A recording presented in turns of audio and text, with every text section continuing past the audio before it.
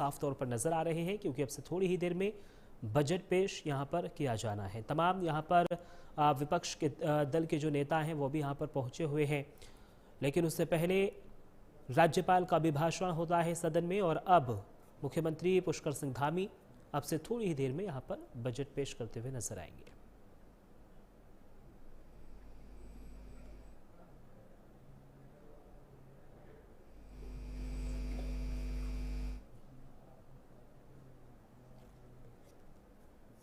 देखिए, मुख्यमंत्री पुष्कर सिंह धामी इस वक्त सदन में मौजूद हैं, क्योंकि आज उत्तराखंड सरकार अपना बजट पेश करने जा रही है। इससे पहले राज्यपाल गुरमीत सिंह का अभिभाषण हुआ और मुख्यमंत्री जी, अभिभाषण के बाद अब बजट सत्र यहां पर शुरू हो गया है, लेकिन अब से थोड़ी ही देर में बजट पेश किया जाएगा।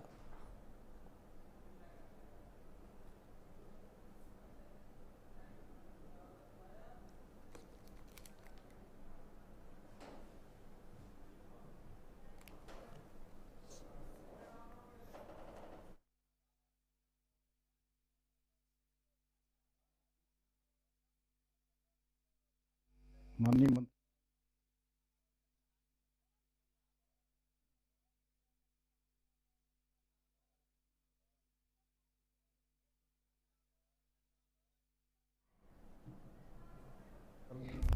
और उत्तराखंड के सभी देवी देवताओं का स्मरण करते हुए उत्तराखंड राज्य निर्माण में अपना अमूल्य योगदान देने वाले अमर बलिदानियों को श्रद्धांजलि अर्पित करता हूं और सभी आंदोलनकारियों को श्रद्धापूर्वक नमन करता हूं।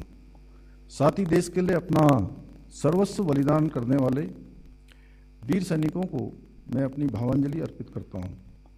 मैं पूर्व प्रधानमंत्री भारत रत्न परम श्रद्धेय स्वर्गीय अटल बिहारी वाजपेयी जी को संपूर्ण सदन की ओर से नमन करता हूं, जिन्होंने हम सभी का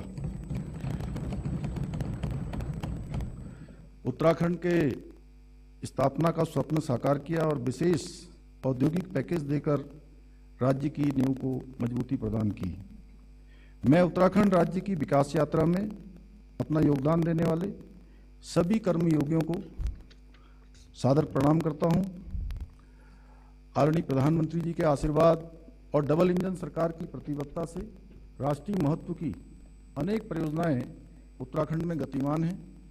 इन परियोजनाओं तथा वर्ष पर्यंत यात्राओं से आस्था, विकास एवं समृद्धि के नए नए स्वर्णिम अध्याय की ओर देवभूमि तेजी से अग्रसर है। आदरणीय अध्यक्ष जी, आपदा के समय राहत एवं पुनर्वास कार्यों में मिली उदार सहायता के लिए देवभूमि की जनता की ओर से मैं माननीय प्रधानमंत्री श्री नरेंद्र मोदी जी का हृदय की गहराइयों से आभार व्यक्त करता हूं। अध्यक्ष जी, इस वर्ष हमने प्राकृतिक आपदाओं का विकराल रूप देखा।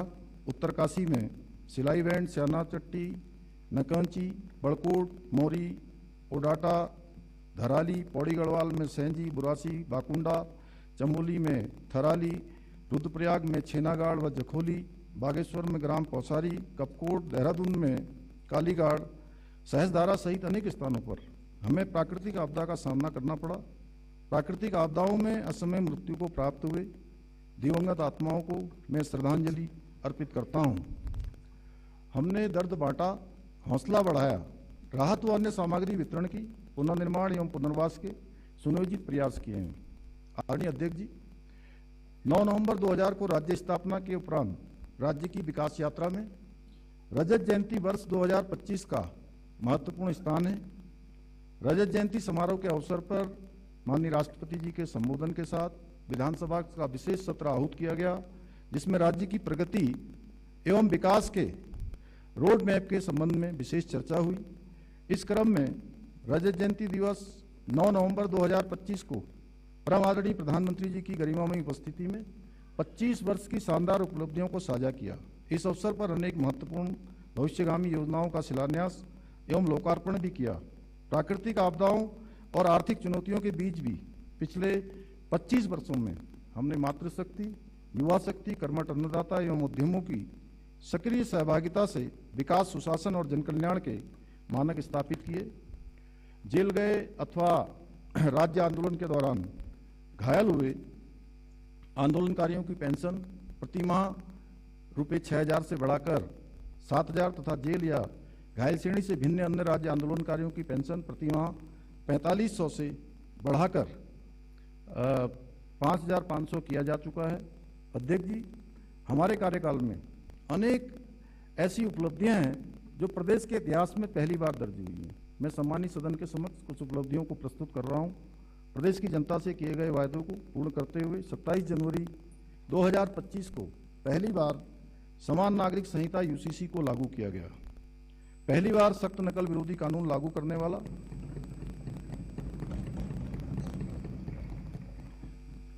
उत्तराखंड पहला राज्य बना। पहली बार अल्पशिक्षक शिक्षा अधिनियम 2025 प्रख्यापित किया है। इसी क्रम में दिनांक 1 जुलाई 2026 से उत्तराखंड मदरसा बोर्ड समाप्त हुआ। पहली बार शीतकालीन यात्रा द्वारा वर्ष पर्यंत पर्यटन के विस्तार को नया आयाम दिया गया। पहली बार अवैध निर्माणों को चिन्हित करते हुए सरकारी जमीनों को अतिक्रमण से मुक्त कराने की कार्रवाई बड़े पैमाने पर हो रही है। पहली बार व्यापक पैमाने पर पौराणिक मंदिरों का सौंदर्यीकरण और विकास हो रहा है। पहली बार स्पिरिचुअल इकोनॉमिक जोन के विकास के लिए सुनियोजित प्रयास किए जा रहे हैं। पहली बार हाई एल्टीट्यूड अल्ट्रा मैराथन आयोजित की गई। पहली बार उत्तराखंड सकल पर्यावरणीय उत्पाद सूचकांक लॉन्च जीएपी करने वाला देश का पहला राज्य बना। पहली बार नीति आयोग द्वारा जारी सतत विकास लक्ष्य इंडेक्स में सर्वाधिक अंक प्राप्त करने वाला उत्तराखंड ने देश में शीर्ष स्थान हासिल किया। प्राथमिक 23 डीरेगुलेशन क्षेत्रों के क्रियान्वयन में राज्य ने 5वीं रैंक प्राप्त की, जिससे उत्तराखंड बेस्ट परफॉर्मिंग स्टेट में उभर कर सामने आया। Logistic ease of across different state leaders 2024 में राज्य को टॉप अचीवर श्रेणी में मान्यता मिली, जो प्रदेश में लॉजिस्टिक नेटवर्क एवं कनेक्टिविटी को सुदृढ़ करने के लिए लागू सुधारों को सकारात्मक परिणाम है। नीति आयोग के एक्सपोर्ट प्रिपेरेडनेस इंडेक्स ईपीआई 2024 में छोटे राज्यों की श्रेणी में उत्तराखंड प्रथम रैंक पर रहा, जो निर्यात संवर्धन प्रयासों की सफलता तथा वैश्विक प्रतिस्पर्धा में वृद्धि को दर्शाता है। उत्तराखंड नागरिक उड्डयन विकास प्राधिकरण यूकाडा को मिनिस्ट्री ऑफ सिविल एविएशन द्वारा एविएशन इकोसिस्टम को प्रोत्साहित करने हेतु सर्वश्रेष्ठ राज्य का पुरस्कार प्रदान किया गया। बेस्ट विज्ञान और नवाचार केंद्र तथा ऑडिटोरियम और संस्कृति केंद्र की स्थापना सुदृढ़ीकरण में लगभग सैचुरेशन की स्थिति को प्राप्त कर लिया गया है। आदरणीय प्रधानमंत्री श्री नरेंद्र मोदी जी के मार्गदर्शन में इस दशक को उत्तराखंड का दशक बनाने के लिए हमारी सरकार द्वारा अनेक संकल्प पूरे किए जा चुके हैं। हम संकल्प से सिद्धि की ओर निरंतर अग्रसर हैं। उत्तराखंड को एक समृद्ध एवं सुरक्षित राज्य के रूप में स्थापित करना हमारा विकल्प रहित संकल्प है।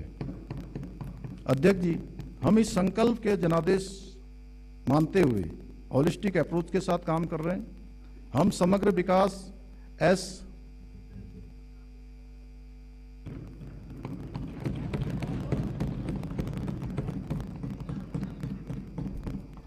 अच्छा, आप बहुत अच्छे उत्प्रेरक हैं।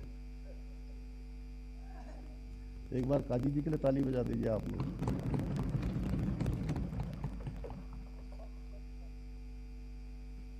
अध्यक्ष जी, हम इस संकल्प को जनादेश मानते हुए होलिस्टिक अप्रोच के साथ काम कर रहे हैं। हम समग्र विकास एस, आत्मनिर्भरता ए, नवाचार एन, कौशल विकास के, अवसंरचना विकास ए, लोक सहभागिता एल, पारदर्शिता पी को मार्गदर्शक सिद्धांत मानकर विकल्प रहित संकल्प को पूर्ण करने की दिशा में सुनियोजित ढंग से आगे बढ़ रहे हैं। माननीय अध्यक्ष जी, यह बजट हमारी सरकार की दृष्टि और रणनीति की निरंतरता को दर्शाता है। हमने पिछले बजट भाषणों में गरीब, युवा और योजनाओं को समुचित बजट प्रावधान किए, इस तथ्य का विशेष ध्यान रखा गया कि बजट संतुलित हो। आदरणीय अध्यक्ष जी, इस बजट का मुख्य उद्देश्य नई सोच और नवाचार के साथ लोक सहभागिता को प्रोत्साहित कर न्यायपूर्ण व्यवस्था स्थापित करते हुए गांव व शहर को उन्नत बनाकर और तीव्र विकास द्वारा आत्मनिर्भर उत्तराखंड की अवधारणा को चरितार्थ करते हुए आर्थिक शक्ति के रूप में स्थापित होना, समावेशी विकास सुनिश्चित करना। अध्यक्ष जी, इसी सोच के साथ इस बजट को आगामी अंशों में अंग्रेजी भाषा के 8 अल्फाबेट्स SANTULAN संतुलन यादी, समावेशी, आत्मनिर्भर, नई सोच, तीव्र विकास, उन्नत गांव एवं शहर, लोक सहभागिता, आर्थिक शक्ति और न्यायपूर्ण व्यवस्था से समझाने का विनम्र प्रयास किया है। समावेशी विकास हमारा अडिग संकल्प है, ऐसा विकास जिसमें सबके लिए अवसर और सम्मान हो। इसी क्रम में संतुलन के आयुष्मान भारत और अटल आयुष्मान उत्तराखंड योजना के तहत निःशुल्क कैशलेस इलाज की सुविधा दी जा रही है, जिससे कोई गरीब सिर्फ पैसे के अभाव में इलाज से वंचित न रहे। जब कोई व्यक्ति यह कहता है कि इलाज तो लाखों का था लेकिन योजना की वजह से परिवार बच गया, तब हमें अपने निर्णयों की वास्तविक सफलता दिखाई देती है। इस बजट में अटल आयुष्मान उत्तराखंड योजना हेतु रुपये 600 करोड़ रुपए का बजट प्रावधान किया गया है। अध्यक्ष जी, इसी क्रम में सम्मानित सदन के सामने समावेशी विकास के घोतक गरीब कल्याण को समर्पित कुछ बजट प्रावधानों का उल्लेख किया जा रहा है। राज्य खाद्यान्न योजना के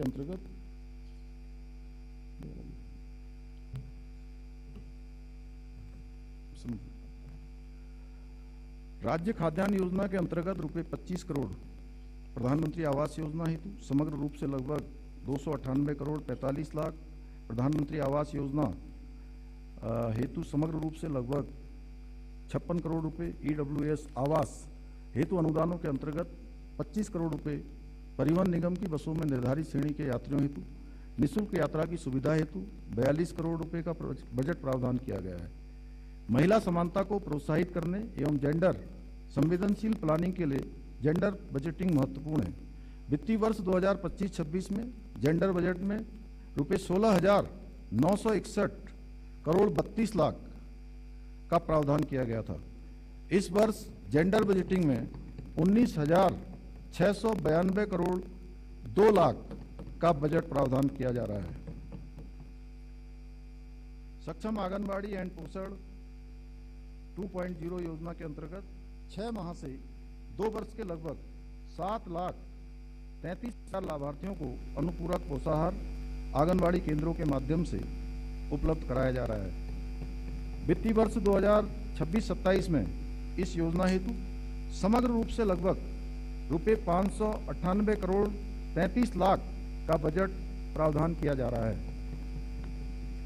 महिलाओं एवं बच्चों के पोषण में स्तर में अधिक सुधार करने तथा पोषण संबंधी जागरूकता जन जन तक पहुंचाने हेतु प्रधानमंत्री पोषण मिशन हेतु समग्र रूप से लगभग रुपये 149 करोड़ 45 लाख का बजट प्रावधान किया जा रहा है। राज्य में प्रसूतियों के लिए ईजा बोई सगुन योजना हेतु समग्र रूप से लगभग रुपये 14 करोड़ 13 लाख का बजट प्रावधान किया जा रहा है। मुख्यमंत्री महालक्ष्मी किट योजना हेतु रुपये 30 करोड़, मुख्यमंत्री बाल पोषण योजना हेतु रुपये 25 करोड़, मुख्यमंत्री आंचल अमृत योजना हेतु 15 करोड़, मुख्यमंत्री वात्सल्य योजना हेतु 15 करोड़, मुख्यमंत्री महिला पोषण योजना हेतु लगभग 13 करोड़ 44 लाख, मुख्यमंत्री बाल एवं महिला बहुमुखी विकास निधि हेतु रुपये 8 करोड़ और निराश्रित विधवाओं की पुत्रों के विवाह हेतु अनुदान के लिए रुपये 5 करोड़ का बजट प्रावधान किया गया है। अध्यक्ष जी, समावेशी विकास के दृष्टिकोण से चिकित्सा एवं स्वास्थ्य पर किया गया निवेश भी महत्वपूर्ण है। इस दृष्टि से चिकित्सा एवं स्वास्थ्य अवसंरचना का विकास किया जा रहा है। इस क्रम में बागेश्वर में जिला चिकित्सालय, देहरादून में उप चिकित्सालय, डोईवाला उप चिकित्सालय, प्रेमनगर सामुदायिक स्वास्थ्य केंद्र बालावाला, उत्तरकाशी में उप जिला चिकित्सालय भटवाड़ी, हरिद्वार में उप जिला चिकित्सालय भगवानपुर, अल्मोड़ा में उप जिला चिकित्सालय चौकुटिया, पौड़ी गढ़वाल में सामुदायिक स्वास्थ्य केंद्र दुगड्डा, टेढ़ी गढ़वाल में सामुदायिक स्वास्थ्य केंद्र पिलखी तथा नैनीताल में मल्टी स्पेशलिटी सुपर स्पेशलिटी अस्पताल भवाली सहित अनेक योजनाओं पर कार्रवाई गतिमान है। आगामी वित्तीय वर्ष हेतु चिकित्सा स्वास्थ्य एवं परिवार कल्याण ग्रांट के अंतर्गत समग्र रूप से राजस्व मद में लगभग रुपये 4,252 करोड़ 50 लाख तथा पूंजीगत मद में लगभग रुपये 195 करोड़ 46 लाख का बजट प्रावधान किया गया है। अध्यक्ष जी, समावेशी विकास को सुनिश्चित करने के लिए अनुसूचित जातियों के कल्याण ग्रांट के अंतर्गत लगभग रुपये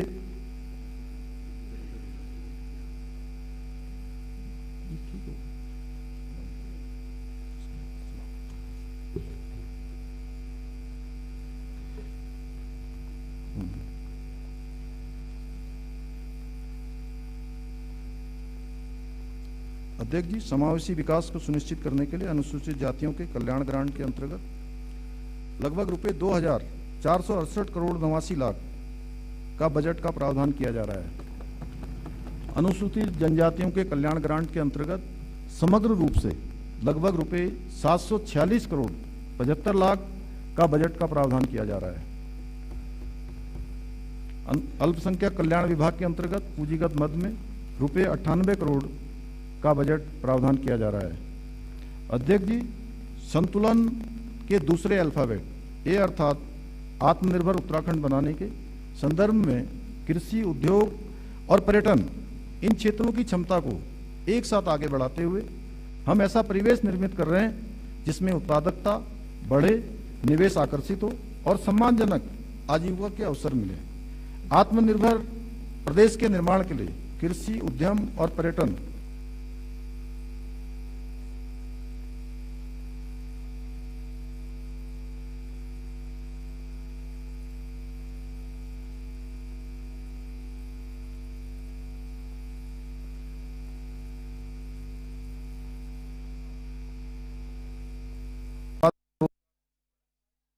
के क्षेत्र में हमारी प्राकृतिक, सांस्कृतिक तथा धार्मिक धरोहर नई ऊर्जा के साथ विश्व पटल पर उभरे हैं।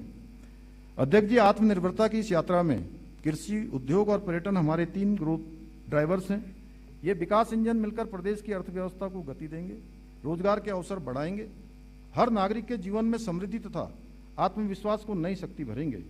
हम कृषि और बागवानी से संबंधित विभिन्न नीतियों जैसे डेयरी विकास, एप्पल मिशन तथा scheme for upgradation of post harvest Apple logistics, सुफल, उच्च मूल्य वाली फसलों को प्रोत्साहन, फल सब्जी प्रसंस्करण, पुष्प औषधि पौधों के उत्पादन तथा जैविक खेती आदि के माध्यम से प्रति इकाई आय बढ़ाने का कार्य कर रहे हैं। स्थानीय उत्पादों को सीधे बाजार से जोड़ा जा रहा है ताकि उनकी उपज का उचित मूल्य सुनिश्चित हो सके।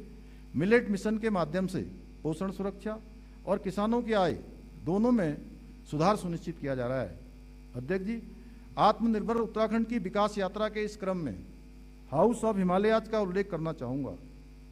Vocal for local, local to global की सोच पर आधारित यह पहल विशेष रूप से महिलाओं और स्वयं सहायता समूह की आय बढ़ाने, पलायन रोकने, पहाड़ में ही सम्मानजनक रोजगार एवं उद्यमिता के अवसर बनाने के उद्देश्य से डिजाइन की गई है। आज हाउस ऑफ हिमालयाज देवभूमि के स्थानीय उत्पादों को एक एकीकृत ब्रांड के रूप में सामने लाकर ग्रामीण अर्थव्यवस्था को नई ताकत देने का काम कर रही है। उत्तराखंड महक क्रांति नीति 2026 से 36 का शुभारंभ किया गया है। इस बजट में महक क्रांति हेतु रुपये 10 करोड़ का बजट प्रावधान किया जा रहा है। अध्यक्ष जी, मैं सम्मानित सदन के सामने कृषि एवं संबंधित गतिविधियों के संबंध में किए जा रहे कुछ बजट प्रावधानों का उल्लेख कर रहा हूं। समग्र रूप से पूंजीगत मद में पशुपालन विभाग के अंतर्गत रुपये 47 करोड़, मत्स्य विभाग के अंतर्गत रुपये 30 करोड़, 13 लाख, औद्योगिक विकास के अंतर्गत रुपये 74 करोड़ का बजट प्रावधान किया जा रहा है। फसलों की सुरक्षा के लिए घेरबाड़ हेतु रुपये 20 करोड़ का बजट प्रावधान किया जा रहा है। समग्र रूप से एप्पल मिशन के लिए रुपये 42 करोड़, उच्च मूल्य वाली फलों, कीवी, ड्रैगन फ्रूट आदि के उत्पादन को बढ़ावा देने के लिए लगभग रुपये 30 करोड़ 70 लाख, राज्य में चाय विकास योजना के लिए लगभग रुपये 25 करोड़ 93 लाख, सगंध पौधा केंद्र को अनुदान एवं सगंध पौधों के क्लस्टर विकास के लिए लगभग रुपये 24 करोड़ 75 लाख, उद्यान बीमा योजना हेतु रुपये 40 करोड़, मुख्यमंत्री राज्य कृषि विकास योजना हेतु रुपये 20 करोड़ का बजट प्रावधान किया जा रहा है। पशुपालन विभाग के अंतर्गत स्वरोजगार परक व लाभार्थी परक योजना हेतु लगभग रुपये 42 करोड़ 2 लाख, मुख्यमंत्री मत्स्य संपदा योजना हेतु रुपये 12 करोड़ 43 लाख, ट्राउट प्रोत्साहन योजना हेतु लगभग रुपये 39 करोड़ 90 लाख का बजट प्रावधान किया जा रहा है।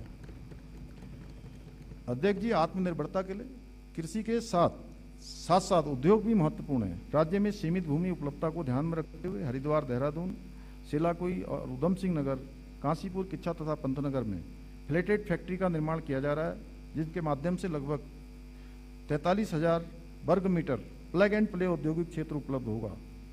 एमएसएमई, स्टार्टअप, सेवा क्षेत्र के संबंध में लिए गए नीतिगत निर्णयों से निवेश और स्थानीय भागीदारी दोनों को प्रोत्साहित किया जा रहा है। उभरते हुए स्टार्टअप से युवाओं के लिए रोजगार और स्वरोजगार के अवसर तेजी से बढ़ रहे हैं।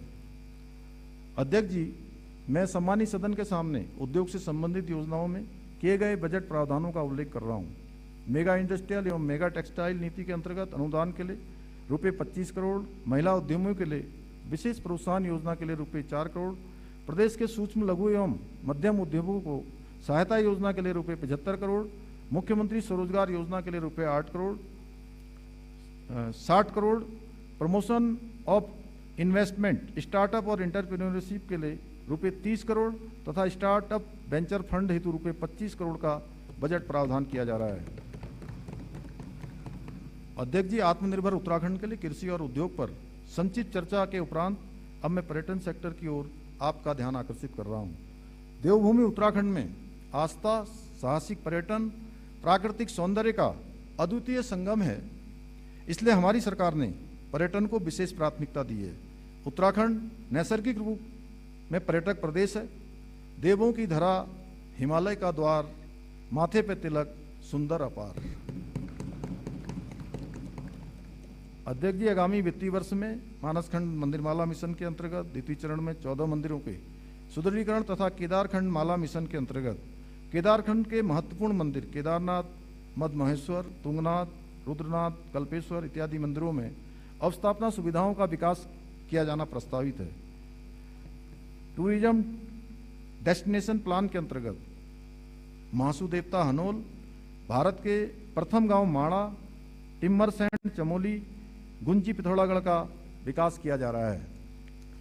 वाइब्रेंट विलेज योजना के अंतर्गत जनपद उत्तरकाशी के जादोंग में अवस्थापना सुविधाएं विकसित की जा रही हैं। सड़कों, पार्किंग, पेयजल, स्वच्छता और होम स्टे जैसी सुविधाओं को एकीकृत दृष्टि से विकसित किया जा रहा है ताकि सुरक्षित, सुगम और स्वच्छ धार्मिक यात्रा का नया मॉडल स्थापित हो सके। सस्टेनेबल टूरिज्म के अंतर्गत स्थानीय समुदाय की सक्रिय भागीदारी के साथ home stay, eco tourism, trekking trails, river rafting, skiing, paragliding, adventure sports और वेलनेस टूरिज्म, योग केंद्र व फिटनेस अभियान को बढ़ावा दिया जा रहा है। इनके सम्मिलित प्रभाव से उत्तराखंड ऑल सीजन डेस्टिनेशन के रूप में स्थापित हो रहा है। हमारा प्रयास है कि विकास मॉडल पर्यावरण संरक्षण और जलवायु संवेदनशीलता पर आधारित हो। इस संबंध में नई सोच यह है कि जंगल, जल, मिट्टी और जैव विविधता को भविष्य की पूंजी मानकर हर योजना को डिजाइन किया जाए। अध्यात्म, योग, आयुर्वेद और लोक संस्कृति के इन पारंपरिक क्षेत्रों को आधुनिक वेलनेस इकोनॉमी के साथ जोड़ते हुए वैश्विक पहचान दिलाने के लिए हमारी सरकार प्रयत्नशील है। इस बजट में वैश्विक पर्यटन स्थलों के विकास हेतु रुपये 10 करोड़ का बजट प्रावधान किया जा रहा है। इको टूरिज्म गतिविधियों के लिए समग्र रूप से रुपये 18 करोड़ 50 लाख का बजट प्रावधान किया जा रहा है। अंतर्राष्ट्रीय योग दिवस के आयोजन हेतु रुपये 2 करोड़ का बजट प्रावधान किया जा रहा है। समग्र रूप से पर्यटन विभाग के अंतर्गत राजस्व मद में रुपये 210 करोड़ 59 लाख तथा पूंजीगत मद में लगभग रुपये 296 करोड़ 45 लाख का बजट प्रावधान किया जा रहा है। अध्यक्ष जी, नवाचार हमारी ताकत है। हम नए विचारों, नई तकनीक और नए तरीकों को अपनाकर शासन को अधिक सरल, अधिक पारदर्शी और अधिक मानवीय बनाने के लिए प्रतिबद्ध हैं। उत्तराखंड आज नई सोच और नवाचार को विकास का मुख्य आधार बनाकर आगे बढ़ रहा है। पुरानी समस्याओं के लिए पुराने समाधान नहीं, बल्कि समयानुकूल, रचनात्मक और साहसी कदम उठाना हमारी कार्यशैली है। इसी क्रम में संतुलन के तीसरा अल्फाबेट एन अर्थात नई सोच के संबंध में सरकार द्वारा विभिन्न विभागों के अंतर्गत अनेक नवाचार हो रहे हैं। प्रसंगस उन नवाचारों का उल्लेख अन्यत्र भी इस बजट भाषण में किया गया है। मैं नई सोच और नई तकनीकी के प्रतीक स्वरूप किए जा रहे कुछ प्रयासों की ओर सम्मानित सदन का ध्यान आकृष्ट कर रहा हूँ। सरकारी कामकाज में पारदर्शिता और गति के लिए ईओ ऑफिस जैसा नवाचार आज प्रदेश के 865 कार्यालयों में लागू हो चुका है। पहले अधिकांश सेवाएं ऑफलाइन मिलती थी, जबकि अब अपनी सरकार पोर्टल के माध्यम से 78 विभागों की 975 नागरिक केंद्रित सेवाएं विकसित एवं एकीकृत हैं। स्थायी निवास, जातीय आय और रोजगार पंजीकरण से जुड़े लगभग 1.17 करोड़ से अधिक प्रमाण पत्र जारी हो चुके हैं। अध्यक्ष जी, नई सोच का एक सशक्त उदाहरण यह है कि हम युवाओं के लिए अनेक अवसर उपलब्ध करा रहे हैं। युवा शक्ति के सर्वांगीण विकास हेतु शिक्षण, प्रशिक्षण, स्पोर्ट्स एवं कौशल विकास आदि के लिए आवश्यक प्रावधान किए गए हैं। देव कृपा से पास हमारे घने जंगल, निर्मल जल, इसके साथ हमारी शक्ति, हमारे युवाओं का आत्मबल। इसी क्रम में देवभूमि उद्यमिता योजना उत्तराखंड का उल्लेख कर रहा हूं। इस योजना से कॉलेज कैंपस को ही नवाचार और स्टार्टअप की प्रयोगशाला बनाया गया है। हमारा उद्देश्य है कि हर विद्यार्थी सिर्फ नौकरी प्रार्थी नहीं बल्कि नौकरीदाता और नव प्रवर्तक बनकर उभरे। इस योजना के अंतर्गत 300 से ज्यादा छात्रों ने अपना क्वालिटी स्टार्टअप शुरू किया है। 20 स्टूडेंट स्टार्टअप को सीड फंड सहयोग दिया गया है। 1240 विद्यार्थियों ने अपने उद्यमों का औपचारिक पंजीकरण किया है। विद्यार्थियों को ब्रांडिंग और मार्केटिंग सहायता प्रदान की जा रही है। कई विद्यार्थियों ने पेटेंट हेतु भी आवेदन किया है। देवभूमि उद्यमिता केवल योजना नहीं बल्कि युवाओं को नई सोच, जोखिम लेने का साहस तथा तकनीकी से जोड़ने वाला व्यापक आंदोलन है। अध्यक्ष जी, तकनीकी शिक्षा विभाग के अंतर्गत इमर्जिंग टेक्नोलॉजी प्रयोगशालाओं की स्थापना की गई है। देहरादून, रानी पोखरी, नरेंद्र नगर, श्रीनगर, द्वाराहाट, नैनीताल, काशीपुर एवं लोहाघाट के पॉलिटेक्निक कॉलेजों में अध्ययनरत लगभग 5000 छात्र आधुनिक प्रशिक्षण से लाभान्वित हो रहे हैं। नई सोच के इस क्रम को बढ़ाते हुए तकनीकी शिक्षा विभाग के संकाय सदस्यों एवं छात्र छात्राओं को IIT दिल्ली जैसे प्रतिष्ठित संस्थानों में एक्सपोजर विजिट की अभिनव पहल हमने की है। छात्रों की एम्प्लॉयबिलिटी हमारे लिए अत्यंत महत्वपूर्ण है। इस क्रम में कौशल विकास पर विशेष ध्यान दिया जा रहा है। एक अभिनव पहल के रूप में इस बजट में मुख्यमंत्री हब एवं स्पोक मॉडल प्रस्तावित किया जा रहा है, जिसमें पॉलिटेक्निक, ITI, उच्च शिक्षण संस्थान एवं माध्यमिक शिक्षा के संस्थानों को एकीकृत किया जाएगा। राज्य के स्वयं के राजस्व में वृद्धि के लिए प्रवर्तन कार्रवाई के अतिरिक्त प्रौद्योगिकी की सहायता भी ली जा रही है। खनन और भू संसाधन क्षेत्र में mining, digital transformation and surveillance system के माध्यम से ड्रोन, CCTV, डिजिटल गेट और रियल टाइम डेटा मॉनिटरिंग जैसी आधुनिक तकनीकों का उपयोग कर अवैध खनन पर नियंत्रण और राजस्व में वृद्धि सुनिश्चित की जा रही है। खनिज सर्विलांस योजना के अंतर्गत लगभग रुपये 24 करोड़ 50 लाख का बजट प्रावधान किया जा रहा है। प्रौद्योगिकी के क्षेत्र में लैब ऑन व्हील्स जैसी व्यवस्था से पहल से दूरस्थ और पर्वतीय क्षेत्रों के बच्चों तक विज्ञान प्रयोगशालाएं सीधे पहुंच रही हैं। आज प्रत्येक जनपद में लैब ऑन व्हील्स है। इस योजना के अधिक विस्तार के लिए आगामी बजट में रुपये 4 करोड़ का बजट प्रावधान किया जा रहा है। अध्यक्ष जी, हमने उच्च शिक्षा विभाग में अध्ययनरत छात्रों के एक्सपोजर विजिट के लिए भारत दर्शन योजना की अभिनव पहल शुरू की है।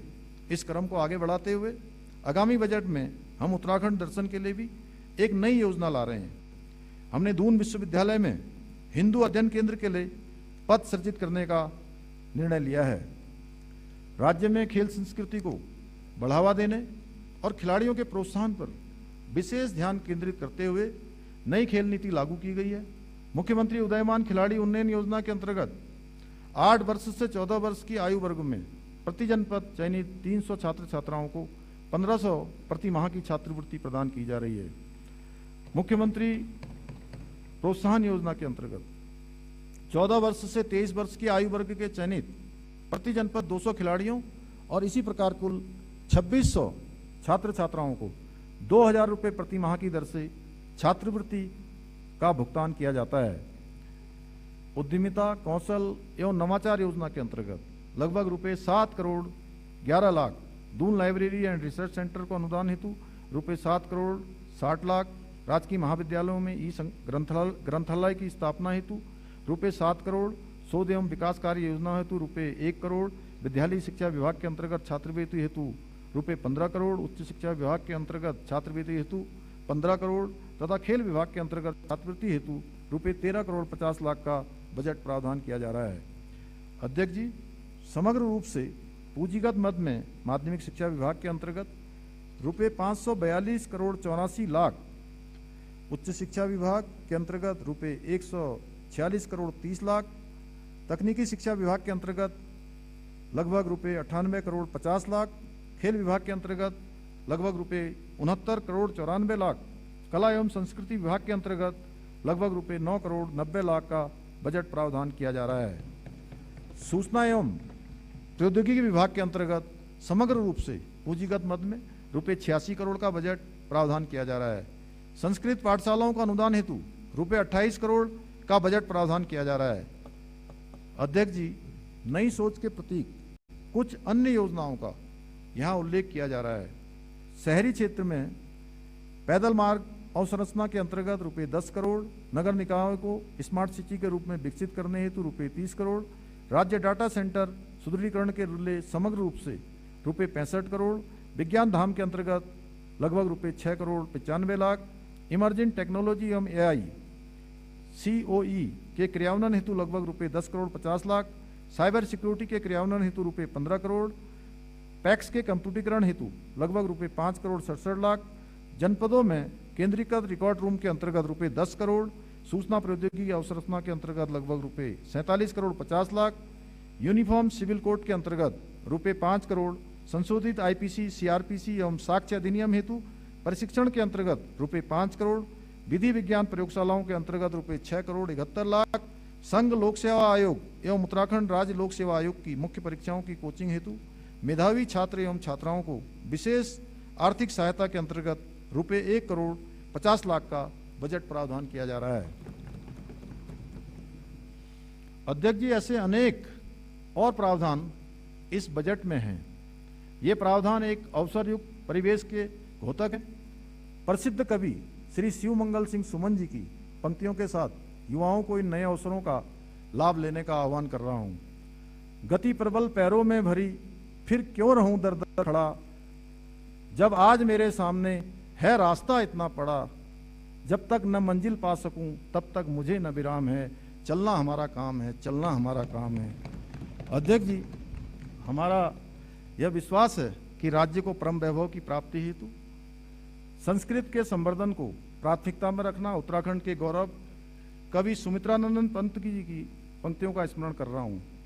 प्रखर बुद्धि से भले सभ्यता हो नवनिर्मित, संस्कृति के निर्माण के लिए हृदय चाहिए। हमारा मानना है विकसित उत्तराखंड अपनी पहचान, अपनी भाषा, लोक कला, संस्कृति और अध्यात्म की नवाचारी प्रस्तुति से भी बनाएं। लोक संस्कृति, लोक संगीत, लोक नृत्य और लोक कथाएं हमारी विशिष्टता है। इन परंपराओं को सिर्फ मंच पर नहीं बल्कि डिजिटल माध्यमों एवं नवाचारी कार्यक्रमों वाली पहलों के जरिए अगली पीढ़ी से जोड़ने के लिए हमारी सरकार प्रयत्नशील है। इस हेतु रिकॉर्डिंग, डॉक्यूमेंटेशन और डिजिटल आर्काइव जैसे नवाचारी माध्यमों के प्रयोग की कार्रवाई गतिमान है। अध्यक्ष जी, सम्मानित सदन को अवगत कराना है कि इस बजट में संस्कृति विभाग के अंतर्गत पांडुलिपियों के डिजिटलीकरण के लिए बजट प्रावधान किया गया है। इस नवाचारी सोच के क्रम में आज प्रत्येक जनपद में एक संस्कृत ग्राम की स्थापना हो चुकी है। इस बजट में संस्कृत ग्राम के संचालन हेतु रुपये 1 करोड़ का बजट प्रावधान किया जा रहा है। भाषा विभाग उत्तराखंड की लोक भाषाओं, बोलियों जैसे गढ़वाली, कुमाऊनी, जौनसारी एवं अन्य लुप्त प्राय बोलियों को संरक्षित करने, राष्ट्रीय अंतर्राष्ट्रीय स्तर पर प्रचार प्रसार, बहुविषयी बनाने के साथ साथ विज्ञान और शिक्षा के साथ जोड़ने के उद्देश्य से भारत सरकार की योजना भाषणी एवं आर्टिफिशियल इंटेलिजेंस जैसी तकनीक नवाचार की कार्य योजना पर विषय विशेषज्ञों एवं भाषाविदों के साथ कार्रवाई कर रहा है। अध्यक्ष जी, मानव वन्य जीव संघर्ष प्रदेशवासियों के लिए एक चुनौती के रूप में उभर रहा है। इस संबंध में प्रभावितों को राहत पहुंचाने के दृष्टिगत हमने मानव वन्य जीव संघर्ष में मृत्यु होने पर मृतक परिवार को दी जाने वाली धनराशि को 6 लाख रुपए से बढ़ाकर 10 लाख रुपए किया है। एक अभिनव पहल के अंतर्गत हमने कैंपा निधि के अंतर्गत पौड़ी गढ़वाल, टिहरी, उत्तरकाशी, चमोली, देहरादून, उधम सिंह नगर एवं बागेश्वर में प्रति ट्रांजिट सेंटर 2 करोड़ के संभावित व्यय के आधार पर 14 करोड़ की धनराशि का प्रावधान कर रहे हैं। इसके अतिरिक्त एनिमल रेस्क्यू सेंटर के संचालन हेतु 5 करोड़ की धनराशि भी कैंपा निधि के अंतर्गत प्रावधानित की गई है।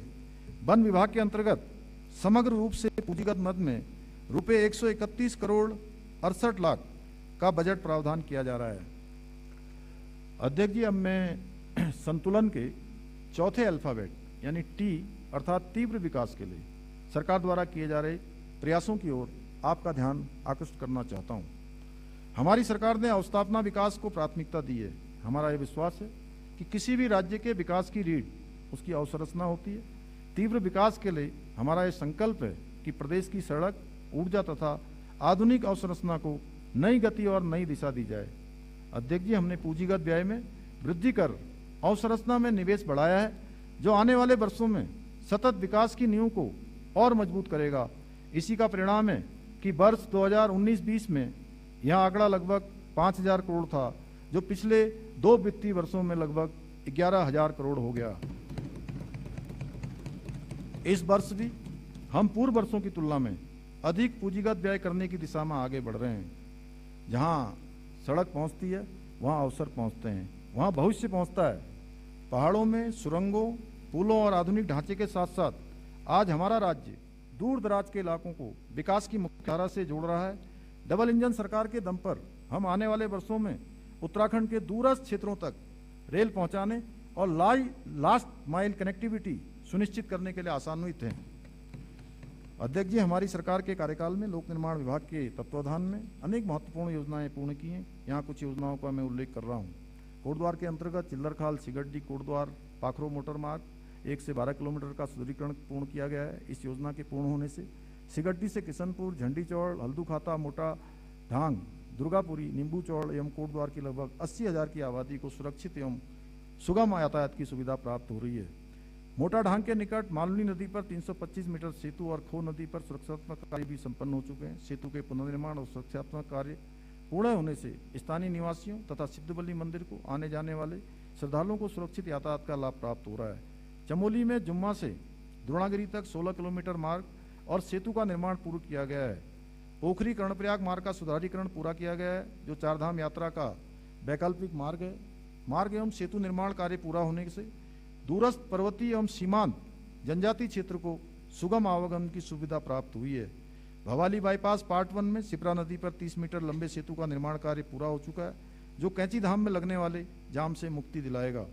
मंच तामली मार्ग, धूनाघाट रीठा तलाड़ी मार्ग के सुधारीकरण कार्य पूर्ण हो चुके हैं। रानीबाग भीमताल पंचेश्वर मार्ग का सुधारीकरण कार्य पूर्ण हुआ।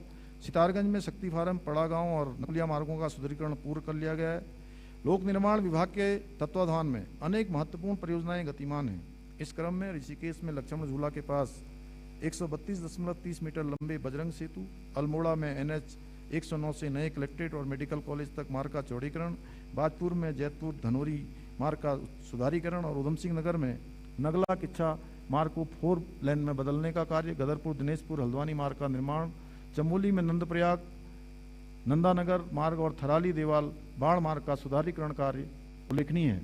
बेताल घाट नैनीताल में दूनी खाल से राती घाट मार्ग पर कटान का कार्य पूर्ण हो चुका है। दीवारों कलमट का कार्य प्रगति पर है। पौड़ी गढ़वाल के यमकेश्वर में गंगा नदी पर 150 मीटर लंबे सिंगटाली सेतु का बहुप्रतीक्षित पुल के निर्माण की प्रक्रिया भी गतिमान है। हमारी सरकार द्वारा न केवल सड़कों के नवनिर्माण हेतु अपितु विद्यमान सड़कों को गड्ढा मुक्त किए जाने और सुरक्षित बनाए जाने को शीर्ष प्राथमिकता दी गई है। इस क्रम में गड्ढा मुक्त सड़क एवं अन्य कार्य योजना के अंतर्गत रुपये 400 करोड़ का बजट प्रावधान किया जा रहा है। नंदा देवी राज्यात यात्रा के लिए 25 करोड़ का बजट प्रावधान किया जा रहा है। लोक निर्माण विभाग के अंतर्गत समग्र रूप से पूंजीगत मद में लगभग रुपये 2,501 करोड़ 91 लाख का बजट प्रावधान किया जा रहा है। गांव की कनेक्टिविटी के लिए PMGSY योजना अत्यंत महत्वपूर्ण है। PMGSY योजना के अंतर्गत पूंजीगत मद में रुपये 1,050 करोड़ का बजट प्रावधान किया जा रहा है। भौगोलिक परिस्थितियों के कारण हमने एयर कनेक्टिविटी को प्राथमिकता दी है। Uttarakhand civil aviation development authority के तत्वाधान में हवाई मार्ग यातायात आवागमन को सुगम बनाने के लिए हम सतत प्रयत्नशील हैं। इस क्रम में सहसधारा, श्रीनगर, गौचर, चिन्यालीसौड़, हल्द्वानी, अल्मोड़ा, पिथौरागढ़ तथा मुंशियारी में हेलीपोर्ट का संचालन एवं विकास किया गया है। इसके अतिरिक्त त्रिगुणी नारायण मंदिर, मसूरी, रामनगर, बागेश्वर एवं हरिद्वार में हेलीपोर्ट निर्माण किए जाने की कार्रवाई गतिमान है। पंतनगर एयरपोर्ट को अंतर्राष्ट्रीय हवाई अड्डे के रूप में विकसित किए जाने के क्रम में 524 एकड़ भूमि एयरपोर्ट अथॉरिटी ऑफ इंडिया को हस्तांतरित की जा चुकी है। पिथौरागढ़ हवाई अड्डे के सुदृढ़ीकरण का कार्य किया गया है। यह अनुकूल उपयोग में ले जाने हेतु एयरपोर्ट अथॉरिटी ऑफ इंडिया को हस्तांतरित कर दिया गया है। गौचर एवं चिन्यालीसौड़ हवाई पट्टियों को भारतीय वायुसेना को हस्तांतरित किए जाने हेतु माननीय मंत्रिमंडल द्वारा सहमति दे दी गई है।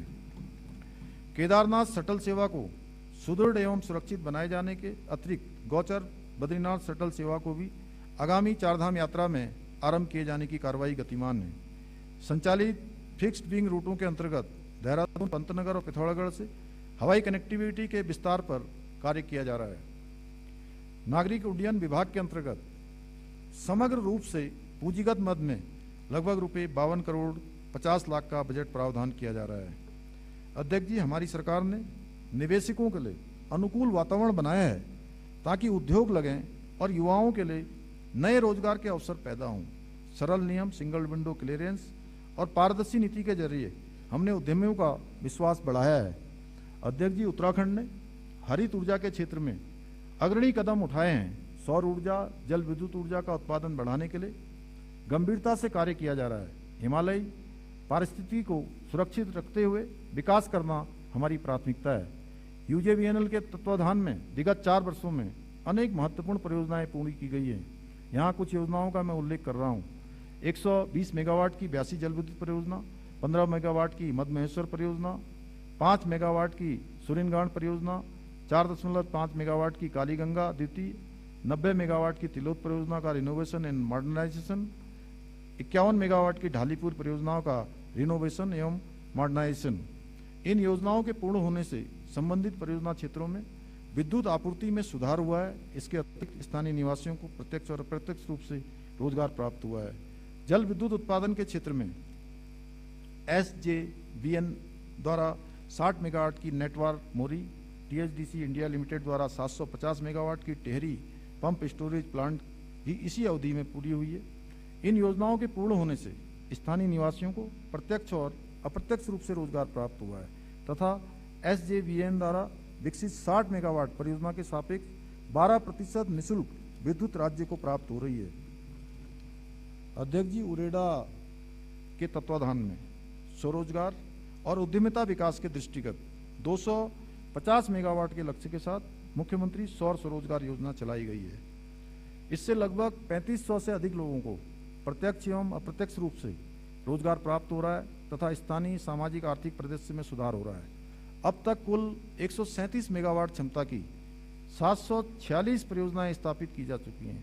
मार्च 2020 की स्थिति के अनुसार राज्य में 327 मेगावाट और सौर ऊर्जा की स्थापना की गई थी, जो कि वर्तमान में कुल 1027 मेगावाट हो गई है। विगत वर्षों में 700 मेगावाट से अधिक क्षमता के सौर ऊर्जा की स्थापना की जा चुकी है। पिटकुल के तत्वाधान में विगत 4 वर्षों में पूर्ण की गई लाइनों के विवरण का भी मैं यहाँ उल्लेख कर रहा हूँ।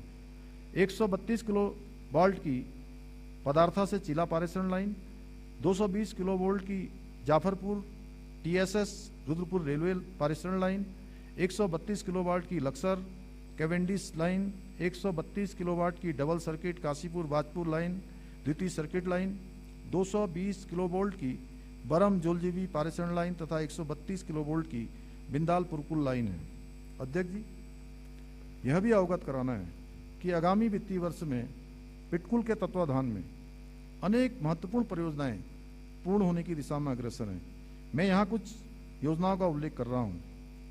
220 किलोवोल्ट की GSI उपस्थापना सेलाकोई देहरादून, सेलाकोई उप संस्थान पर 220 किलोवोल्ट की खोदरी झाझरा लीलो लाइन, 132 किलोवोल्ट की GIS उप संस्थान आराघर, आराघर उप संस्थान पर 132 किलोवोल्ट माजरा लाल तप्पड़ लीलो लाइन, 132 किलोवोल्ट GIS उप संस्थान धौलाखेड़ा, धौलाखेड़ा उप संस्थान पर 132 किलोवोल्ट काठगोदाम रुद्रपुर लीलो लाइन, 132 किलोवोल्ट उप संस्थान खटीमा, खटीमा उप संस्थान में 132 किलोवोल्ट खटीमा सितरगंज लीलो लाइन। अध्यक्ष जी, ऊर्जा विभाग के अंतर्गत समग्र रूप से पूंजीगत मद में रुपये 1609 करोड़ 43 लाख का बजट प्रावधान किया जा रहा है। अध्यक्ष जी, हमारी सरकार द्वारा प्रदेश के आधारभूत ढांचे के विकास को तेजी से आगे बढ़ाना, पीपीपी परियोजनाओं को विकसित करने हेतु वर्ष 2023 में उत्तराखंड निवेश और आधारिक संरचना विकास बोर्ड UIIDB का गठन किया है। UIIDB द्वारा क्रियान्वित योजनाओं के माध्यम से शहरी जल निकासी को बेहतर सुविधाएं, पर्यटकों के लिए उच्च आधारभूत सुविधाएं, सुरक्षित व व्यवस्थित यातायात तथा स्थानीय लोगों के लिए रोजगार के अधिक अवसर प्रशस्त होंगे। UIIDB द्वारा अपनी स्थापना से आतिथ्य तक अनेक महत्वपूर्ण योजनाओं तथा यथा गढ़वाल मंडल में हरिद्वार गंगा कॉरिडोर एवं ऋषिकेश गंगा कॉरिडोर आरंभ की गई है और कुमाऊं मंडल में Sharda river front master plan परियोजना क्रियान्वित की जा रही है। हरिद्वार गंगा कॉरिडोर के अंतर्गत रोडी बेलवाला एडमिन रोड निर्माण, सतीकुंड पुनर्विकास एवं हरकी पैड़ी पुनरुज्जीवन योजना, ऋषिकेश गंगा कॉरिडोर के अंतर्गत त्रिवेणी घाट का विकास, चंद्रभागा पैदल पुल का निर्माण योजना तथा शारदा रिवर फ्रंट परियोजना के अंतर्गत शारदा घाट पुनर्विकास परियोजना, किरोड़ा नाला योजना व सिटी ड्रेनेज योजना क्रियान्वित की जा रही है। ऋषिकेश के रिवर राफ्टिंग साहसिक पर्यटन को वैश्विक स्तर का बनाने के लिए iconic city Rishikesh rafting base station योजना का क्रियान्वयन किया जा रहा है। गढ़वाल मंडल में श्रीनगर स्थित बेल केदार एवं बेलकंडी मार्ग क्षेत्र में विशेष आध्यात्मिक आर्थिक zone, special spiritual economic zone स्थापित किया जा रहा है। अध्यक्ष जी, अर्थव्यवस्था का विकास गांव और शहर दोनों के विकास से होता है। यह बजट गांव के लिए स्वावलंबन और शहर के लिए आधुनिकता की दोहरी रणनीति लेकर आया है। इस क्रम में अब संतुलन के 5वें अल्फाबेट U अर्थात उन्नत शहर एवं गांव के विकास के लिए किए जा रहे प्रयासों की ओर आपका ध्यान आकर्षित करना चाहता हूं। ग्राम्य सशक्तिकरण के लिए किए गए समग्र प्रयासों को अंग्रेजी भाषा के संचिताक्षर के कौशल विकास, ई इकोलॉजी संवर्धन, डी धरोहर संरक्षण, ए अवसंरचना निर्माण और आर से रिवर्स माइग्रेशन से निर्मित केदार से समझा जा सकता है। इस प्रकार निर्मित परिवेश से गांवों में आर्थिकी का विस्तार हो रहा है, लोग अपनी जड़ों से जुड़ रहे हैं और यह परिवर्तन ग्राम्य जीवन में एक नए परिवेश, मंगलकारी एम, अवसरयुक्त ए, नवोन्मेषी एन, आध्यात्मिक ए और सांस्कृतिक गतिविधियों एस अर्थात मानस के लिए सशक्त प्रेरणा है। हमारा विश्वास है गांव मजबूत, उत्तराखंड मजबूत। ग्राम स्तरीय अवसंरचना व पंचायतों को सशक्त बनाने के दृष्टिकोण से विभिन्न विभागों यथा ग्राम विकास, पंचायती राज विभाग, महिला सशक्तिकरण एवं बाल विकास विभाग, स्वास्थ्य विभाग, प्राइमरी शिक्षा विभाग आदि के अंतर्गत संचालित योजनाएं तथा अवसंरचनाएं उल्लेखनीय हैं। कनेक्टेड विलेज, कनेक्टेड मार्केट की अवधारणा के तहत राज्य के दूरस्थ और सीमांत गांवों में सड़क, बिजली, पानी, स्वास्थ्य, शिक्षा एवं डिजिटल भुगतान आदि सुविधाओं को प्राथमिकता दी जा रही है ताकि पलायन पर रोक लगे और गांवों में भी सम्मानजनक जीवन के अवसर उपलब्ध हों। ग्रामीण आजीविका मिशन, आजीविका सहकारी समितियां, दुग्ध सहकारी संघ, इन सबको एक मजबूत श्रृंखला के तहत जोड़ा जा रहा है। उद्यान, दुग्ध, पशुपालन, डेयरी, मधुपक्षी पालन, मत्स्य पालन, रेशम विकास आदि के सुव्यवस्थित विस्तार के साथ हमारे गांव अब रोजगार सृजन के केंद्र बन रहे हैं। स्वयं सहायता समूहों, दुग्ध समितियों, महिला समूहों और किसान उत्पादक संगठनों के माध्यम से ग्राम स्तर पर लघु उद्योग, पैकेजिंग, मूल्य संवर्धन और स्थानीय रोजगार के अवसर बढ़ाए जा रहे हैं। वाइब्रेंट विलेज प्रोग्राम के अंतर्गत 51 सीमांत गांवों का सर्वांगीण विकास किया जा रहा है। इस बजट में वाइब्रेंट विलेज प्रोग्राम हेतु रुपए 40 करोड़ का प्रावधान किया जा रहा है। विकसित भारत रोजगार गारंटी एवं आजीविका मिशन ग्रामीण के तहत पारदर्शी और समयबद्ध भुगतान, परिसंपत्तियों के निर्माण और आजीविका से जुड़े कार्यों के माध्यम से स्थायी आय वृद्धि पर विशेष ध्यान दिया गया है। यहाँ अधिकार दया पर नहीं, गारंटी और सम्मान के साथ दिया जा रहा है। इस बजट में वीवी राम जी हेतु समग्र रूप से लगभग रुपए 705 करोड़ रुपए 25 लाख का बजट प्रावधान किया जा रहा है। अध्यक्ष जी, जल, जंगल और जमीन केवल संसाधन नहीं अपितु उत्तराखंड की जीवन रेखा है।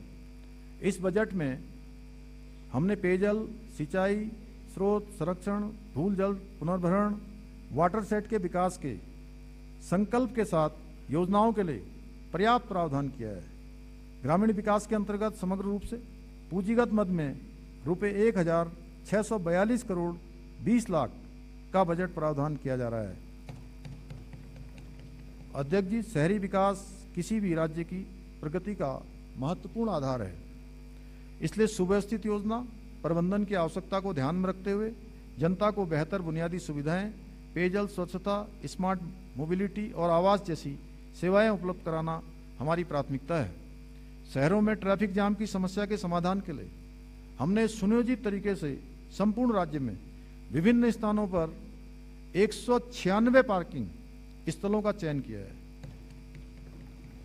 जिसमें सरफेस पार्किंग की 66, मल्टी लेवल कार पार्किंग की 112, ऑटोमेटेड कार पार्किंग की 9 तथा टनल पार्किंग हेतु 9 स्थान चिन्हित किए गए हैं। 196 स्थानों में से 150 परियोजनाओं को डीपीआर उनकी तैयार कर ली गई है, जिसमें लगभग 618 करोड़ की 114 परियोजनाओं का कार्य प्रारंभ किया जा चुका है। विकास प्राधिकरण द्वारा स्वयं के वित्तीय संसाधनों से लगभग 296 करोड़ की 11 परियोजनाओं का कार्य किया जा रहा है। इस बजट में आवास विभाग के अंतर्गत अवस्थापना सुविधाओं के लिए विकास हेतु रुपये 130 करोड़ का बजट प्रावधान किया जा रहा है। राज्य में अमृत मिशन के तहत बुनियादी शहरी सेवाएं जैसे सड़कें, जल आपूर्ति और सार्वजनिक सुविधाओं का विस्तार किया जा रहा है। हमारे द्वारा शहरों में एफोर्डेबल हाउसिंग, स्वच्छ जल, सार्वजनिक परिवहन, वेस्ट मैनेजमेंट, हरित क्षेत्र और डिजिटल सेवाओं का विस्तार किया जा रहा है। राज्य पोषित योजना के अंतर्गत चारधाम मार्ग में बाड़ाहाट उत्तरकाशी, आदि कैलाश मार्ग में पिथौरागढ़ तथा ग्रीष्मकालीन राजधानी गैरसैंण 3 नगर निकायों को स्मार्ट सिटी के रूप में विकसित किया जा रहा है। स्वच्छ भारत मिशन फेज 2 के अंतर्गत पौड़ी, सतपुर, चिन्यालीसौड़, बड़कोट, पुरोला, घनश्याली, चमियाला, धारचूला, जसपुर, पिथौरागढ़ की डीपीआर तैयार की गई है। प्रधानमंत्री आवास योजना 2.0 शहरी के अंतर्गत 2355 बीएलसी आवासों का निर्माण कराया जा रहा है। आगामी वर्ष हेतु 4000 आवास प्रस्तावित हैं। नगरीय क्षेत्रों में समुचित पेयजल और स्वच्छता व्यवस्थाओं के विकास हेतु राज्य के देहरादून, विकासनगर, हल्द्वानी, कोटद्वार, चंपावत, टनकपुर, किच्छा नगरों में एडीबी पोषित 3 भिन्न परियोजनाओं के माध्यम से पेयजल आपूर्ति और वितरण प्रणाली, सीवरेज विकास, ड्रेनेज तथा सड़क निर्माण इत्यादि कार्य प्रगति पर हैं। इन 3 योजनाओं के लिए पूंजीगत मद में रुपये 652 करोड़ का बजट प्रावधान किया जा रहा है। नगरीय अवस्थापना के सुदृढ़ीकरण हेतु रुपये 60 करोड़ का प्रावधान किया जा रहा है। आवास विभाग के अंतर्गत समग्र रूप से पूंजीगत मद में रुपये 291 करोड़ का बजट प्रावधान किया जा रहा है।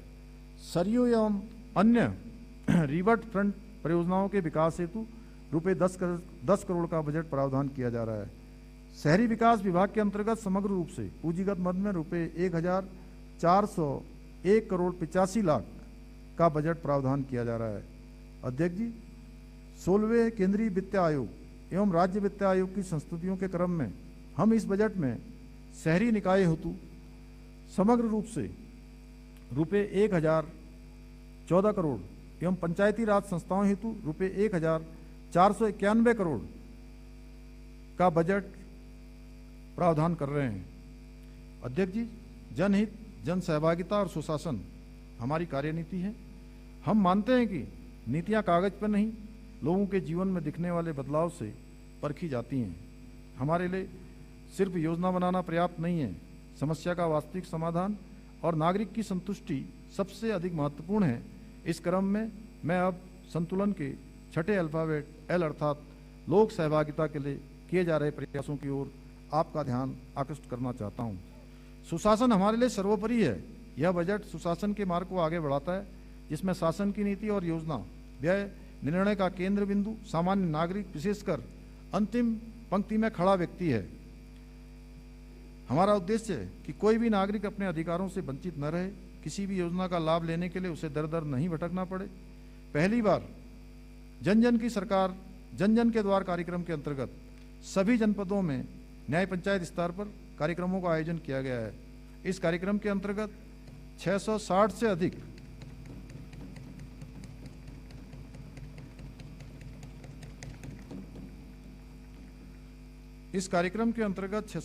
अधिक शिविरों का आयोजन किया गया, जिनमें 5,33,000 से अधिक नागरिकों ने सहभागिता की तथा 33,000 से अधिक जन शिकायतों का मौके पर ही निस्तारण किया गया। अभियान के माध्यम से दूरस्थ क्षेत्रों सहित प्रदेश भर के नागरिकों को घर के पास ही सरकारी योजनाओं और सेवाओं का लाभ प्राप्त हुआ। सरकार का दायित्व केवल नीतियां बनाना नहीं, बल्कि अंतिम पंक्ति में खड़े व्यक्ति तक उसका लाभ पहुंचाना है। जन जन की सरकार, जन जन के द्वार, इसी सोच का परिणाम है। अध्यक्ष जी, बजट एक माध्यम है जनता की आकांक्षाओं को साकार करने का, इसलिए हमने बजट में जन सहभागिता को और सुदृढ़ किया है। हम बजट निर्माण में न केवल जनता के सुझाव आमंत्रित करते हैं, अपितु स्वयं जनता के बीच में जाते हैं। इसी क्रम में हमने कुमाऊं मंडल में, बनबसा तथा गढ़वाल मंडल में, पौड़ी में बजट पूर्व संवाद कार्यक्रम आयोजित किए गए। लोक सहभागिता बढ़ाने के लिए हमने विभिन्न विभागों के अंतर्गत टेक्नोलॉजी को बढ़ावा दिया है। इसी क्रम में राजस्व विभाग द्वारा 6 पोर्टल 10 जनवरी 2026 को लॉन्च किए गए हैं। खतौनी ऑनलाइन प्राप्त करने हेतु ई भूलेख, सजरा मानचित्र ऑनलाइन देखने हेतु ई भू नक्शा, कृषि एवं कृषि से संबंधित गतिविधि के लिए ऋण प्राप्त करने हेतु ई एग्री लोन, प्रदेश में निवेश आदि के दृष्टिगत भूमि क्रय की अनुमति प्राप्त करने हेतु ई भू अनुमति, खतौनी में खातेदार एवं सह खातेदारों के अंश का निर्धारण करने हेतु ई भूलेख अंश, राजस्व वसूली हेतु ERCS, राजस्व न्यायालयों को पूर्णतः ऑनलाइन एवं पेपरलेस बनाए जाने हेतु ERCMS की कार्रवाई गतिमान है। अध्यक्ष जी, डिजिटल प्लेटफॉर्म, ऑनलाइन सेवाएं और पारदर्शी प्रक्रियाएं केवल फाइलों की गति नहीं बढ़ा रहे हैं, बल्कि आम नागरिकों के आत्मसम्मान को मजबूत कर रहे हैं। अब दुर्गम क्षेत्र का व्यक्ति भी महसूस करता है कि सरकार उसके गांव की चौपाल और उसके मोबाइल दोनों पर एक साथ मौजूद है। अध्यक्ष जी, अच्छे शासन की कसौटी वही समाज होता है जहां आम नागरिक बिना डर भय के अपनी बात कह सके, उससे विश्वास हो कि सरकार उसकी शिकायत पर निष्पक्ष कार्रवाई करेगी। मुख्यमंत्री हेल्पलाइन 1905 का प्रभावी क्रियान्वयन नई सोच का प्रतीक है। नागरिक toll free call, online portal और मोबाइल एप्लीकेशन के माध्यम से अपनी शिकायतें दर्ज कर रहे हैं, जिससे सरकार और जनता के बीच संवाद, जवाबदेही और विश्वास का नया मॉडल विकसित हुआ है। भ्रष्टाचार की शिकायत के लिए टोल फ्री नंबर 1064 के प्रभावी क्रियान्वयन से हमने संदेश दिया है, अब किसी भी स्तर पर होने वाली अनियमितता, रिश्वतखोरी या दुरुपयोग पर चुप रहने और कार्यालयों को चक्कर काटने की मजबूरी नहीं है। टोल फ्री नंबर 1064 का प्रभावी क्रियान्वयन भ्रष्टाचार मुक्त उत्तराखंड के संकल्प को नागरिक सहभागिता के साथ जोड़ता है। अध्यक्ष जी, संतुलन के 7वें अल्फाबेट ए अर्थात आर्थिक शक्ति के संबंध में अवगत कराना है कि इकोनॉमी और इकोलॉजी के मध्य संतुलन बनाते हुए कृषि, उद्योग और पर्यटन तीनों ग्रोथ ड्राइवर्स को समुचित प्राथमिकता देते हुए विकसित भारत के लक्ष्यों के साथ उत्तराखंड के विकास की रणनीति को संबद्ध करते हुए आर्थिक शक्ति के रूप में उत्तराखंड को स्थापित करना हमारा परम ध्येय है।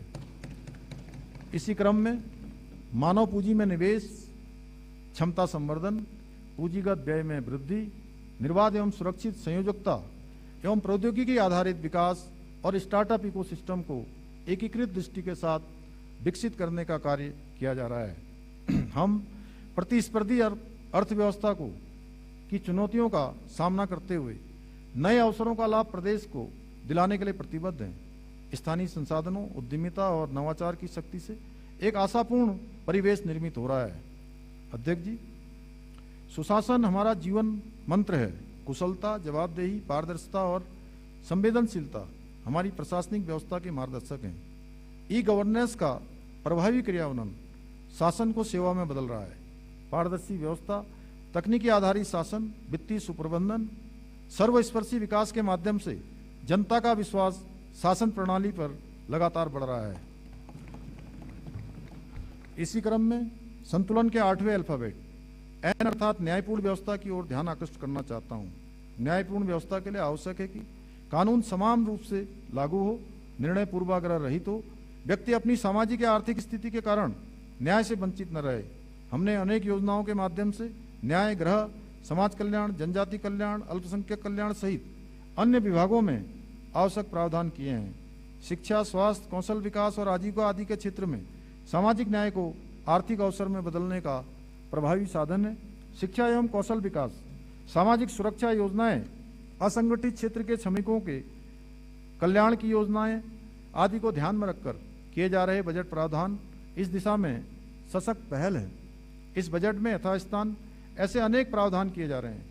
देवभूमि उत्तराखंड के मूल स्वरूप को अक्षुण्ण बनाए रखने के लिए हम कृत संकल्प हैं।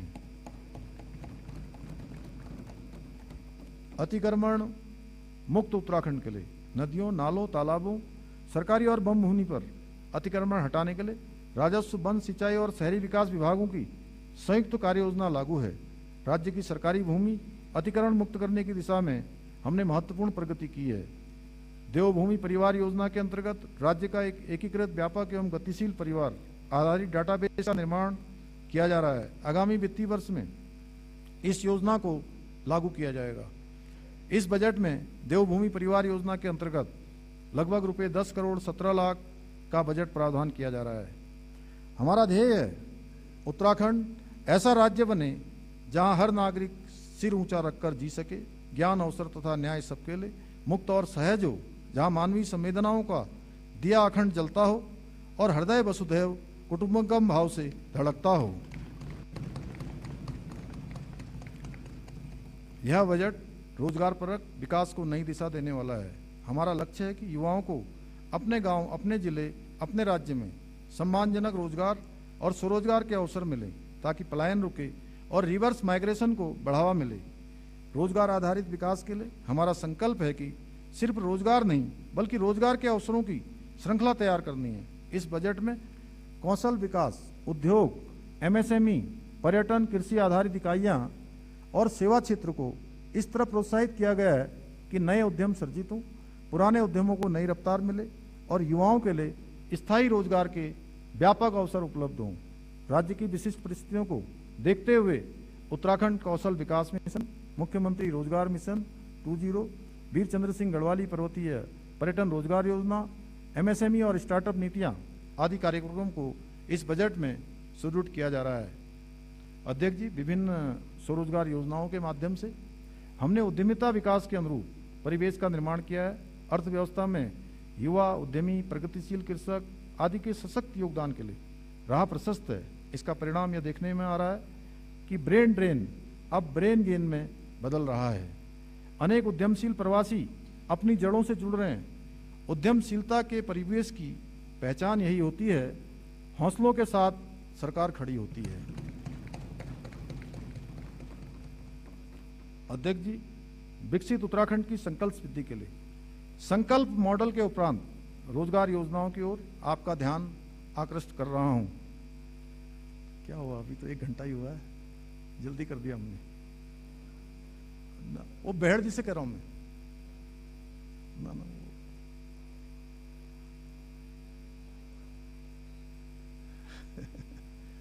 चलिए, आप इधर की चिंता मत करिए, उधर की करिए अभी। अध्यक्ष जी, विकसित उत्तराखंड की संकल्प सिद्धि के लिए मॉडल के उपरांत रोजगार योजनाओं की ओर आपका ध्यान आकृष्ट कर रहा हूं।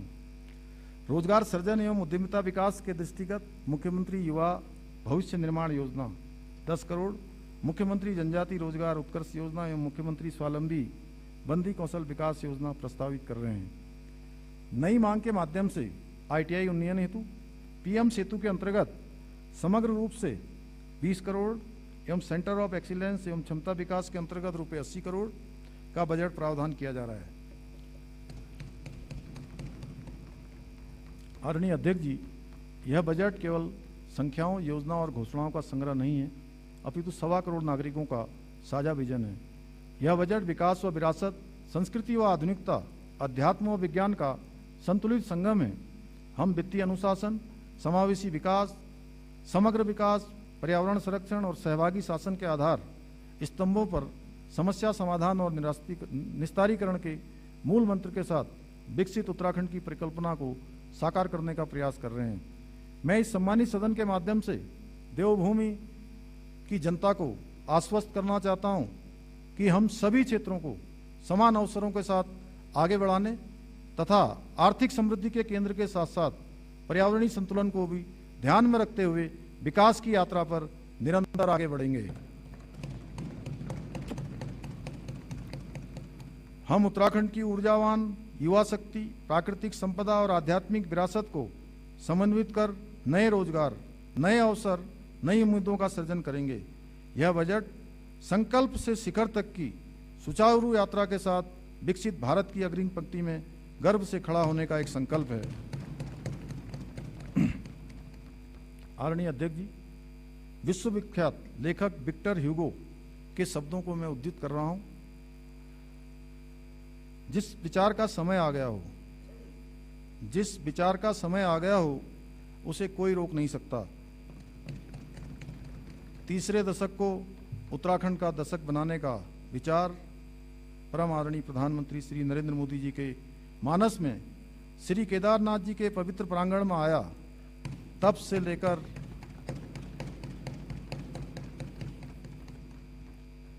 से लेकर आज तक हम अनेक सामाजिक आर्थिक संकेतकों में तीव्र प्रगति की ओर अग्रसर हैं। तीसरे दशक को उत्तराखंड का दशक बनाने के पुण्य विचार को चरितार्थ करने के लिए, सशक्त उत्तराखंड के निर्माण के लिए, विकसित उत्तराखंड बनाने के विकल्प रहित संकल्प के साथ मैं देवभूमि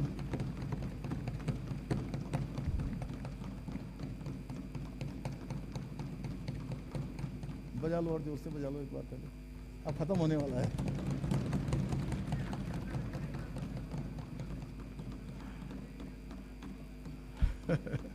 वो भी जल्दी दिख जाएगा आपको जो भी होने वाला है। चलिए, मैं देवभूमि की महान जनशक्ति की सामूहिक ऊर्जा से वित्तीय वर्ष 2026-27 की बजट अनुमान प्रस्तुत कर रहा हूं। वित्तीय वर्ष 2026-27 में कुल प्राप्तियां लगभग रुपये 1,10,143 करोड़ 13 लाख हैं, अनुमानित हैं, जिसमें से रुपये 67,525 करोड़ 77 लाख राजस्व प्राप्तियां तथा रुपये 42,617 करोड़ 35 लाख पूंजीगत प्राप्तियां हैं।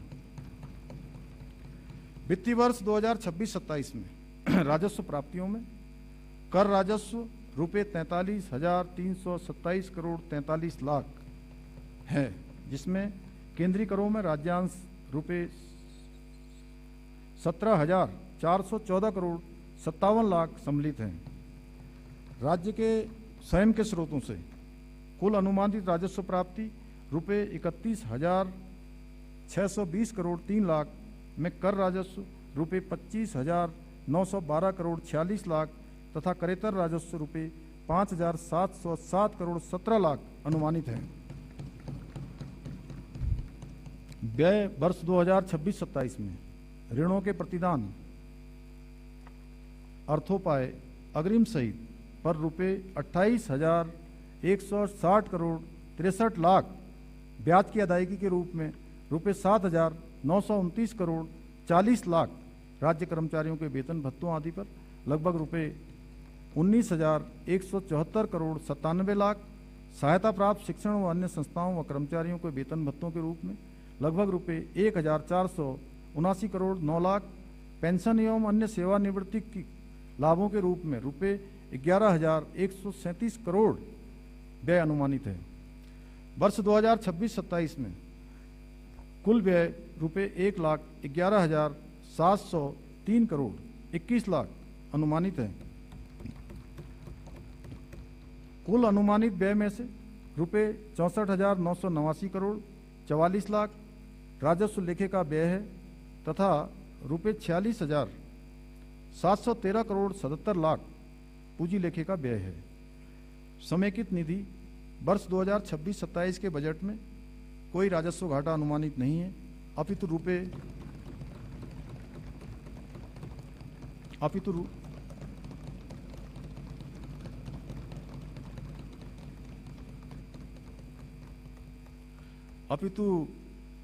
2,000 2026-27 के बजट में कोई राजस्व घाटा अनुमानित नहीं है, अपितु रुपये 2,536 करोड़ 43 लाख का राजस्व अधिशेष सरप्लस संभावित है।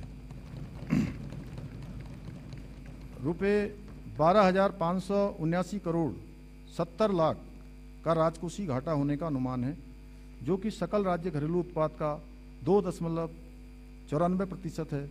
यह FRBM एक्ट में निर्दिष्ट सीमा के अंतर्गत है। वर्ष 2026-27 के अनुमानित प्रारंभिक शेष रुपये 753 करोड़ 57 लाख धनात्मक तथा वर्ष का अंतिम शेष रुपये 18 करोड़ 48 लाख धनात्मक रहना अनुमानित है। आदरणीय अध्यक्ष जी, मैं मंत्रिमंडल के अपने सहयोगियों के सहयोग के लिए आभार प्रकट करता हूं। बजट निर्माण में, बजट पूर्व संवाद में हमको देवतुल्य जनता से अनेक महत्वपूर्ण सुझाव प्राप्त हुए थे। मैं इस अवसर पर बजट निर्माण में सहभागिता हेतु देवतुल्य जनता को भी धन्यवाद ज्ञापित करता हूं।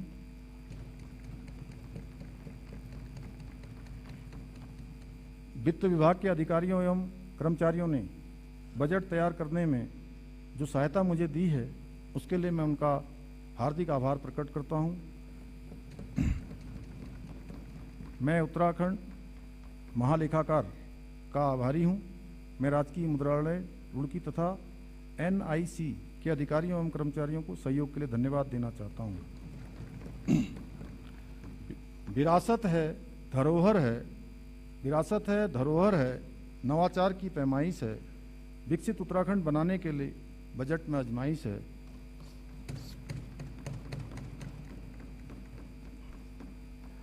बजट में आजमाइश है, शिखर पर रहे देवभूमि, बस इतनी सी ख्वाहिश है, बस इतनी सी ख्वाहिश है।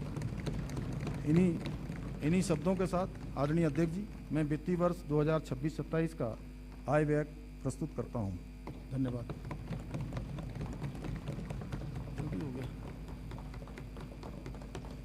अब हम उठते हैं।